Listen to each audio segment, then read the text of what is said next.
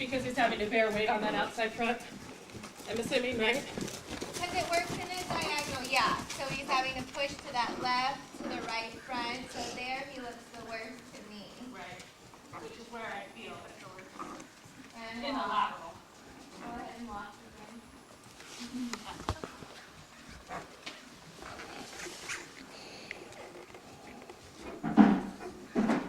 When you're ready, just show me a little bit of canter just so I can see where he's at.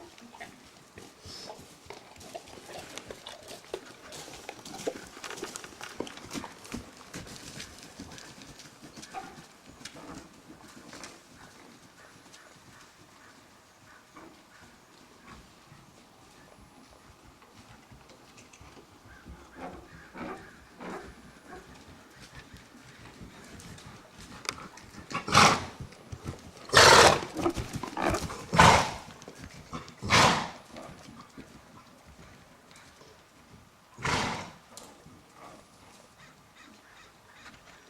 That's good, Aubrey. Go ahead and change direction. Try to keep your head straight and center and not let your neck come out apart from your body. And switch knees.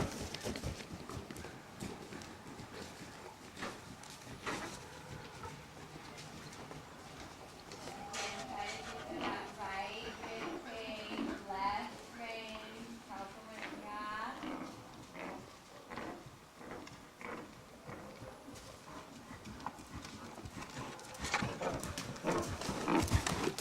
And again, I feel like he's really bearing onto the right side of his neck and rib cage. Do you feel that? So try again. I would take him off the quarter line and I would yield him off of that right rein to my left rein. And I would, yeah. I'm sorry, I say quarter line with him, but he's so big that start thinking center line and you get the quarter line, okay? Hand down, left hand down. And look where you want to go, Aubrey. Yeah, that's okay. Just correct it. Look where you want to go. Don't look down into the inside. Look where you want to go. Better. Good. And direct. And again, I would just keep thinking those quarter lines with him because he really wants to hang there on that. And walk. Keep your head straight. So, after the canter's work, Okay. tracking right, it's constantly that he's pushing onto Right. this inside rein, inside leg. Like you said, probably trying to block that. Right. Everything you're feeling is what I'm seeing. Okay. So you could do exercise after exercise to build them, but you're always going to be asking the question Is it? of, am I riding on something that's not well? Exactly. So you have to have that question answered in order to then make up the routine, because we can make up exercises like I would do Yeah. leg yields all the time Uh-huh. to keep him off and really make that inside rein outside, or I'm sorry, inside leg, outside rein connection. Yeah. I would do a ton more transitions because he needs the muscle. Yeah. And if it's building muscle and especially rehabbing a horse, I would do a lot more small intervals. And I would give him lots of walk breaks.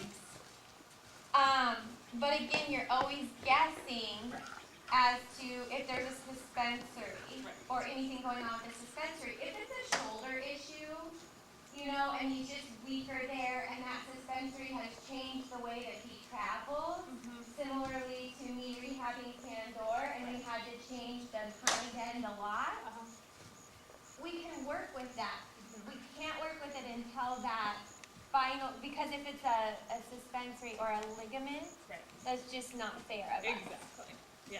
Which was my question. It's like, am I forcing him to bear weight and to travel when he's in pain? Is that, I mean, is he constantly pushing to protect it and to say, no, don't make me do that because it hurts, which is where I'm at right now. Like, Right.